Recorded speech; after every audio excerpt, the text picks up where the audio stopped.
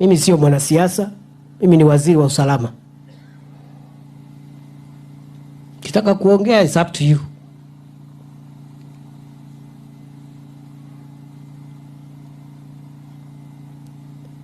Sasa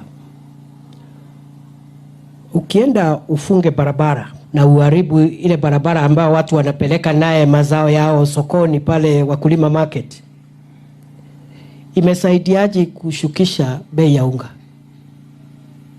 Bei ya unga imeshuka. All those people who are planning to cause mayhem in Kenya, it is up to you. I will not tell you to stop. It's up to you to decide. But if you get persuaded to proceed with what we saw last week, you will have a day like no other. Ni hayo tu kwa sasa. Mimi sina mambo mengi.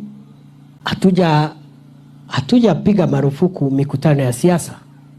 Watu waendelee na siasa every day. Ukipata watu wa kuongelesha, waongeleshe. Kama hawana kazi ya kufanya na wanataka kukusikiza kila siku, ni sawa. Hatuja piga marufuku mikutano ya siasa. Watu wafanye siasa. Mtu asimame aseme mimi niko hivi, mimi na wafanyia hivi, mimi niko tofauti na wale wengine, mimi sera yangu ni hii. Ikifika saa 12 kila mtu aende nyumbani.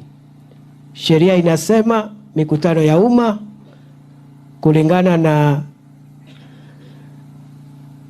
kifungo ya 56 ya sheria ya Kenya, ikifika saa 12 mikutano ya siasa ishe, kila mtu aende nyumbani ama muende mahali kwingine huko kujivinjari. The Public Order Act says you can do political meetings between 6 a.m. and 6 p.m. My police officers are very busy and have a lot of work.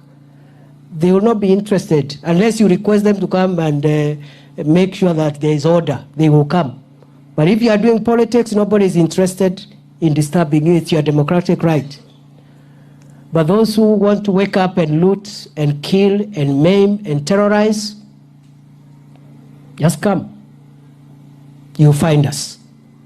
Mungu awabariki.